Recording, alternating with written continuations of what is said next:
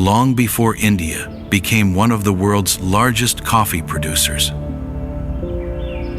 Before the plantations, the cafes, the exports, there was a man, a mystic, a traveler, a saint, who carried 7 seeds across empires, mountains, and danger. Seeds that would awaken a continent. This is not just the story of coffee. This is the legend of the sacred bean.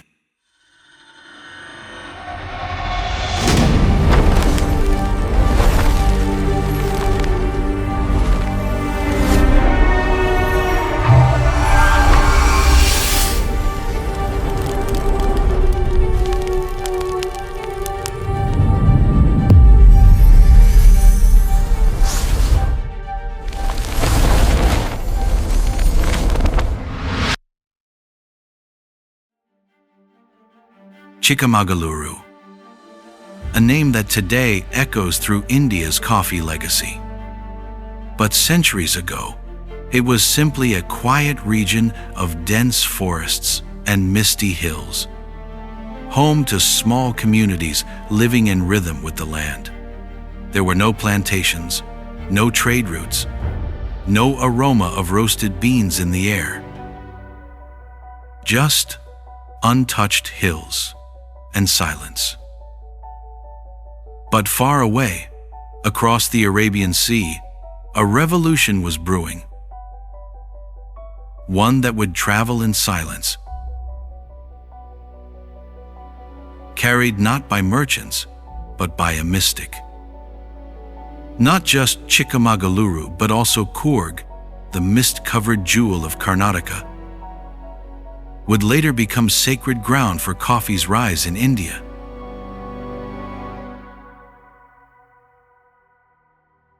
His name was Baba Budan, a Sufi saint from southern India, devoted to faith, simplicity, and the pursuit of truth.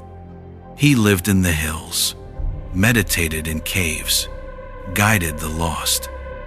But one journey would define him, a pilgrimage to Mecca, across deserts and danger, seeking not wealth, but spiritual awakening.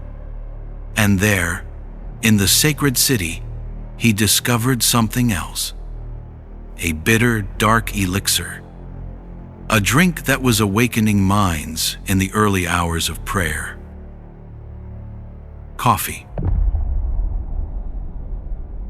In 17th century Arabia, coffee was more than a drink. It was sacred. Yemeni monks and Sufi mystics drank it to stay awake in devotion. It was a ritual, almost divine. But the Ottomans had rules. Fertile coffee beans were not to be exported. To control the coffee trade, they boiled beans before shipping, making them useless for planting. But Baba Budan wasn't just a traveler. He was a man of vision. And so, legend says, he smuggled 7 raw coffee beans out of Yemen. Some say he hid them in his beard. Others say inside his walking stick. Some even believe he tied the beans to his leg, risking everything for 7 sacred seeds. Baba Budan returned to India quietly.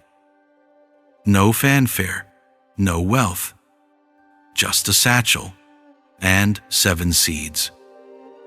He climbed back into the hills of Chikmagaluru to a ridge now known as Baba Budangiri. And there, surrounded by clouds and silence, he planted them. No rituals, no declarations, just earth, seed, and soul. And the beans took root. In time, they grew into shrubs, then trees, then stories. And slowly, something began to stir in the soil of India. Word spread of a strange new plant growing in the hills. Locals noticed the bitter drink offered by Baba Budan.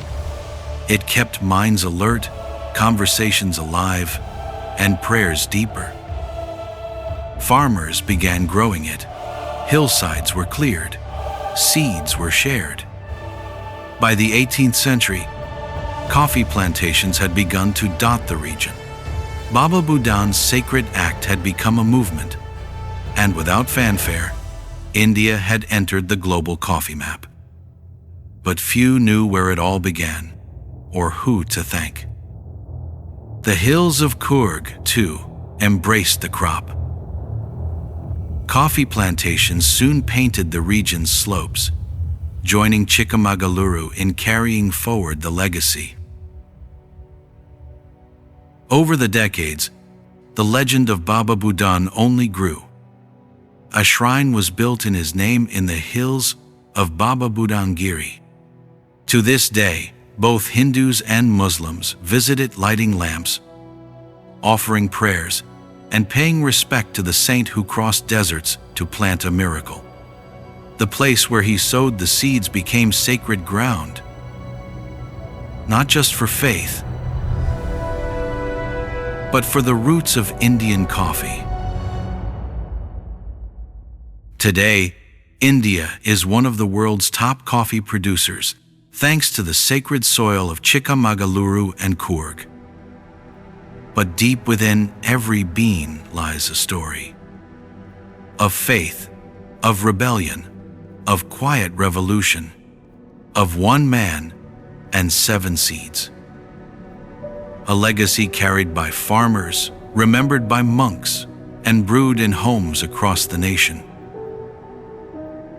From the mountains of Yemen to the hills of Karnataka, the sacred bean still lives on.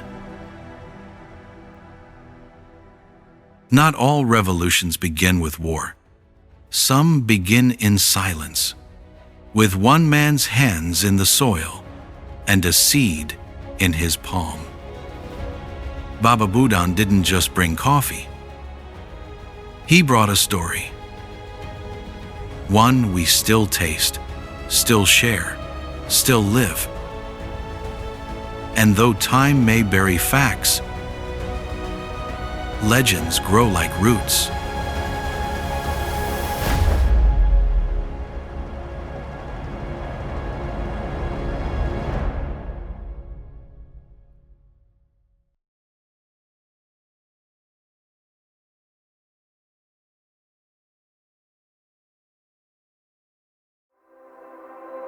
If you enjoyed this story, subscribe to ATROZ Stories for more untold legends.